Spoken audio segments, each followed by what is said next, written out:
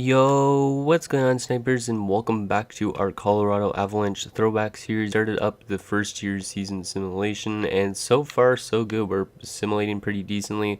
We're second in our division with 56 points, which is almost 10 points above the last wildcard spot, or yeah, it's like 10 spots above the last wildcard spot, so it's pretty good.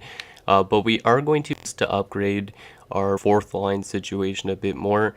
So as you can see, we have Sean Poden currently on our fourth line. He's been pretty solid, 12 points, and we don't really have the greatest depth forward with Jeff Odgers, so I'm going to try and attempt to trade for Mike Watt, so we have like an 81 here on the fourth line, and then Sean Poden could be a better depth guy than Jeff Odgers come the playoffs, just in case we have any injuries.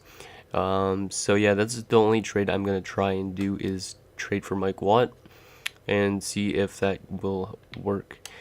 We're going to try and give up a prospect, Nick Henry, because he's only got medium top 9 potential, which is something we don't really need. Let's see, rookie skaters, where is he? Oh yeah, here he is. He's only 62 overall and 19 years of age, so we're going to trade him to the New York Islanders, and I don't think they wanted him. No, they didn't want him, but he has a fair chunk of trade value, so I'm hoping they would want to take this guy. And as you can see, they're willing to give up Mike Watt, because Mike Watt's got bottom 6 potential, and he's 81 overall, 20, so he's not that young. Well, he's not that old, I mean, I don't even know what I'm trying to say, but anyways, the trade values are pretty similar, but we probably have to add into something else to the deal, I think, maybe for this to go through. Actually, let's attempt to see if it just would go through on something like this. So Henry for Watt, and it's rejected. So we're going to throw in actually Jeff Odgers into this deal, I think, because, yeah, they want Jeff Odgers. And Jeff Odgers doesn't have much trade value, but they want him, so maybe this will go through. So Odgers and Henry for Watt. And that is rejected still. It's kind of hard to make trades with this old rosters by their team. We could always give up a third rounder as well. Yeah, I'll give up a third rounder as well, because we're going to be a good team this year anyways. I want to keep our first just so we could get a decent prospect in, but the third we don't really need, especially for this year. So let's see if that goes through, and that is accepted. So there you go. Welcome aboard, Mike Watt, and Sean Poden's going to be a depth guy for us. We might have overpaid for a fourth liner, but I don't really mind. So there you go. Mike Watt jumps into the lineup. He's going to be on that fourth line, like I said, and scratched is Sean Poden now. But what's good about Mike Watt is you can see he's got 17 points this season. Like, he's been pretty good offensively. He's a +9, so he's a really solid fourth liner for the most part. He's actually listed as a third line checking forward, but we'll keep him on the fourth line. So there you go. That's our only trade we're going to make. We're going to still simulate to a day after the trade deadline, and then we're going to look through all the trades around the league, just because I want to see what other teams make trades, and I want to kind of keep note of all the deals that happen in this GM mode. So let's go all the way up to the 27th. Hopefully we can continue to play good. Hopefully Mike Watt is a good addition for this team, because that does strengthen our depth in terms of like forwards. Because now we have like an 80 as a depth guy instead of a 76, or else we would have had to put in Jeff Odgers if there was an injury to somebody, so that would not have been good. I don't remember if Avalanche was actually injured or not. I don't think so. No, he wasn't. Okay, good.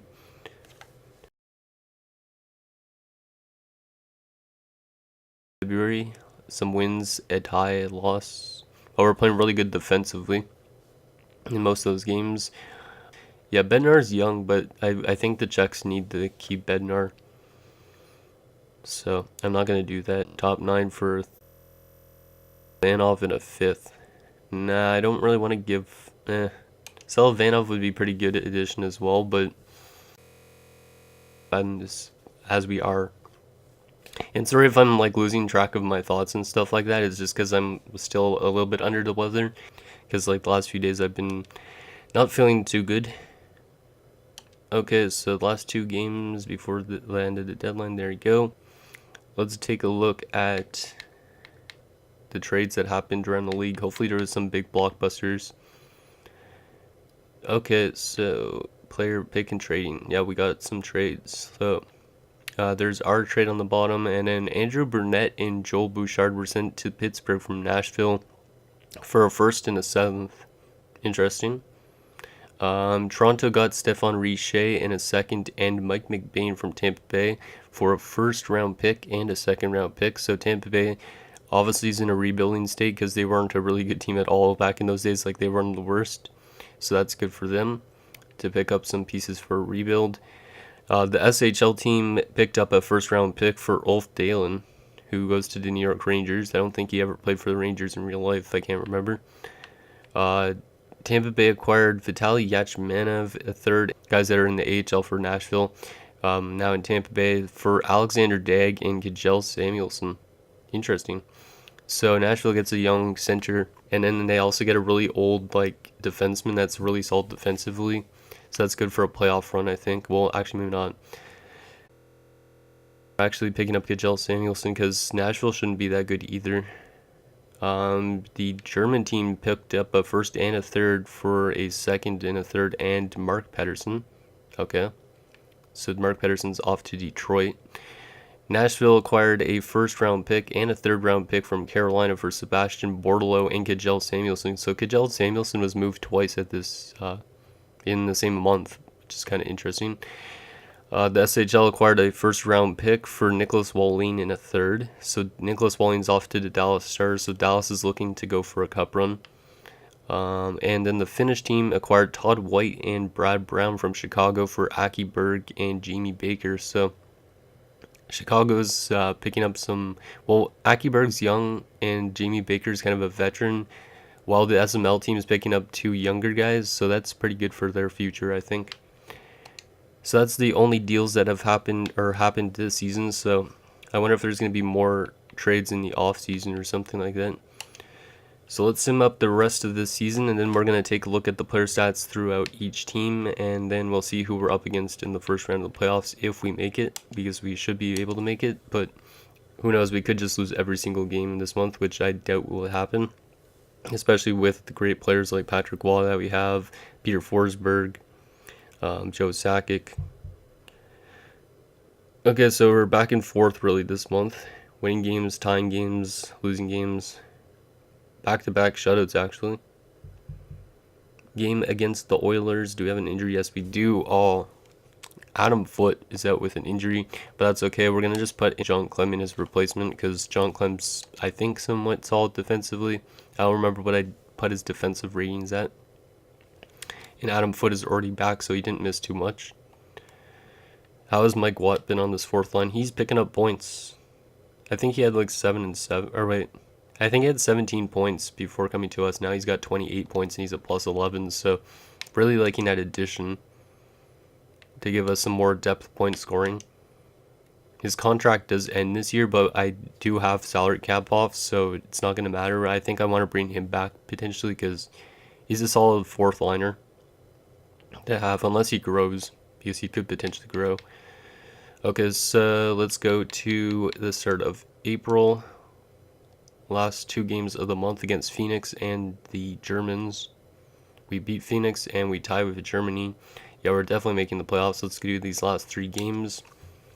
And then we're going to take an in-depth look at the player stats and the standings and all that. And, oh, that's not good going into the playoffs. See, that's what I mean. Like, we would have had to put Jeff Odgers into the lineup, but now we get to put in, like, Sean Poden instead. Because Theo Fleury has been injured with a strained hamstring until April the 16th. So he's going to miss some of the first round, I think. So Lemieux up to the top line, Hayduk to the second line, Donovan to the third line, and then we're going to put Sean Poden in on the fourth line. There you go. And it's going to put Poden probably on the... No, it's not on the power play. Oh, yeah, wait, actually, no, it's not. Okay, good. We're going to put in on this part of the power play.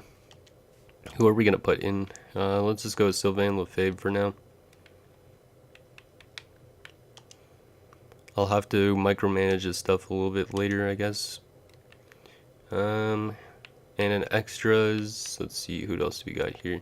3-on-3. 3-on-3 doesn't matter because there's no such thing as 3-on-3 in this.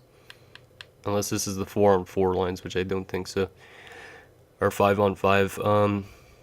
Sylvain Lefebvre again, there you go. Okay, so last 2 games we lose against Sweden and we tie with Detroit. So we finished the season 43, 27, and 12, I think. Yeah, I think that's what our record was. So let's quickly save this. Not a surprise that Joe Sakic led the team in points. But he had a lot less than I actually imagined. Like, I thought he would finish with a lot higher of a point total. He kind of slowed down, I think, in the second half of the season. So let's go to player stats. So Joe Sakic, 69 points. Actually, let's start by forwards first. 69 points. Really good season for him. Peter Forsberg, 63 points. Forsberg probably going to grow. Sakic, I don't think he would grow anymore unless he gets like statistical growth. Theo Fleury had 55 points in 81 games. Hayduk had 49 points, so a good young season for him. I think this is... In real life, I don't know, the 98-99 season was his first. Maybe it was his second. I don't know. Lemieux, 48 points. Drury, 46. Kamensky, 40. Denmarsh, 39. Yell, 30. Watt had 28 points. I think he had like maybe 11 points with us in the last half of that season. Donovan, 26 points. Hunter, 22 points. Poden, 12 points in 46 games. On defense, Adam Foote, 29 points. Wow. He did a lot better offensively than I expected. And he scored a lot more goals than he normally would. And then Ozolinsh, 29 points. Miller, 14. Gusarov, 12. DeVries, 11. Lefebvre, 8. And John Clem had 4 points in 12 games. Goaltending-wise, Wall went 37, 19, and 4 with 10 shutouts, a .935 save percentage, and a 1.9 goals against average. So really good season for Patrick Wall. And then Craig Billington went 7 and 5 with 2 shutouts, a .914 save percentage, and a 2.51 goals against average. So pretty good season for us. Let's take a look at the entire league. I don't think we'll go each individual team unless you guys want to see that eventually. So let's go for goals first. So the leader in goals this season was Keith Tkachuk with 34 goals. Pretty good season for him in Phoenix. Pavel Bure was like right behind with 31 goals, and Jeff Friesen with 30. Assist leader this season was Tommy Kallio, 55 assists. Him and Pierre Turgeon. That's an interesting one. And then the point leader was Pierre Turgeon. So St. Louis must have had a really good season. 78 points for Pierre. Plus minus leader was Sandis Ozolinsh with us with a plus 34, so that's really good. Frederick Olsen was right behind with a plus 30. Penalty minutes leader was Yuri Slegger with 173 penalty minutes. The best shooting percentage by a guy that played a lot of games was Rob Ray with an 18.9 shooting percentage, which I don't think is possible for him because he's a grinder or enforcer. Game-winning goal leader was Mike Modano with 9, followed by Connor Walchuk in Brindamore with 8. The most power play goals this season was Rob Brindamore with 11, and there was a lot of players tied with 10 power play goals as well. Short-handed goal leader this season was Chris Draper, which is pretty accurate in a sense. And then short-handed point leader was Doug Brown with 5. Wow. So Detroit must be a really dangerous short-handed team. Most hits was Michael Pekka with 166. Most block shots, Glenn Wesley with 147. Most giveaways was Jason Smith with 121. Damn. And the most takeaways was Paul Carrillo with 79. Goaltending-wise, let's see how the goalies did. So Martin Brodeur looks like it's definitely going to be Brodeur that's taking home the Vezina this year.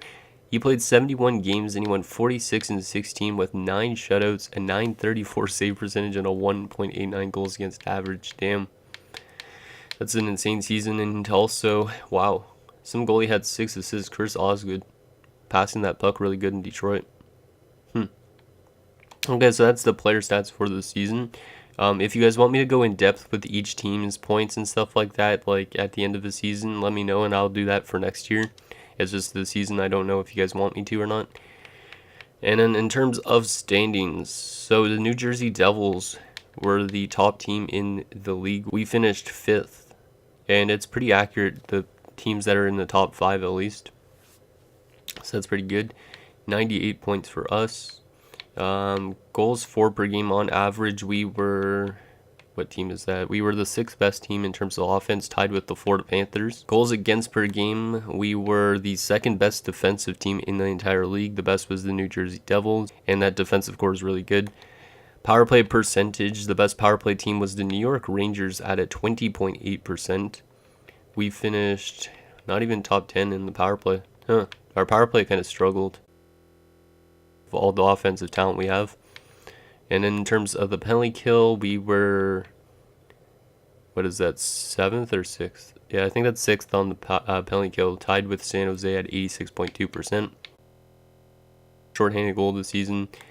We had one of the best home records, and not one of the best, actually top 10 still for away record. Okay, so now let's see who we're up against in the first round of the playoffs. Actually, I should check the, never mind, I won't do that. Let's see who we're up against in the first round of the playoffs. Hopefully it's a team we could actually beat, and that's going to be the Phoenix Coyotes. Interesting. This is the first time in real life that the Phoenix Coyotes actually made the playoffs in like the actual 98-99 season, so this is kind of cool. So let's see what their roster looks like if they made any moves. So they got Keith Tkachuk, who led the league in goals, so we know they could score. They also got Jeremy Roenick, Greg Adams, Rick Tocchet, Robert Reichel, and Shane Doan. Shane Doan's pretty young still, and he probably get some good growth in the offseason, I'd assume. Third line has Bob Corkum, Daniel Briere, nice young Daniel Briere, who also should grow pretty good, and Dallas Drake. And then on the fourth line, Jim Cummins, Mike Sullivan, who actually is the coach of the Pittsburgh Penguins, or at least last that I know of was. And they also have Cody McLeod, because there is some guys that teams that signed free agents. For some reason, they just wanted the grindy fourth liner, so that's an actual guy that didn't obviously play in the 98-99 season. Defensively, they have Keith Carney and Teppo Numminen, Jyrki Lume and Oleg Tverdovsky, and then Darren Quint and JJ Dano. Or Dano, I think Dano. Yeah, it might be Dano, like as in Philip Dano. Goaltending-wise, they have Nikola Habibulin, so they have a really good starter, but their backup is really weak in Mikhail Shatalenkov. Scratch, they have David Ulstrom, so I guess they signed him, Mike Stapleton, and Juha Yolonen. So I don't know why they're scratching Stapleton and Yolonen, even though those guys are 80 and 82 overall, and then they're playing a 75 overall Cody McLeod. It just makes no sense. Kind of weird, but I think we still have the upper hand, obviously, but they do have a really solid offensive core, at least in their top 9. Their fourth line is really weak in comparison to ours, though. And then defensively, we're probably around the same. And then goaltending-wise, obviously, Waugh beats out Habibulin, and then Billington beats out Shatalenkov. So I think we have the upper hand, and we should be able to oust them. Okay, guys, so that is going to do it for this episode of our Colorado Avalanche franchise mode. So in next episode, we will take it to round one. What the hell am I trying to say? Round 1 against the Phoenix Coyotes, and see if we could get to the second round of the playoffs, and probably for the next couple seasons at least. I don't think we're going to be in rebuild mode anytime soon. So let me know what you guys think, and I'll see you guys next time.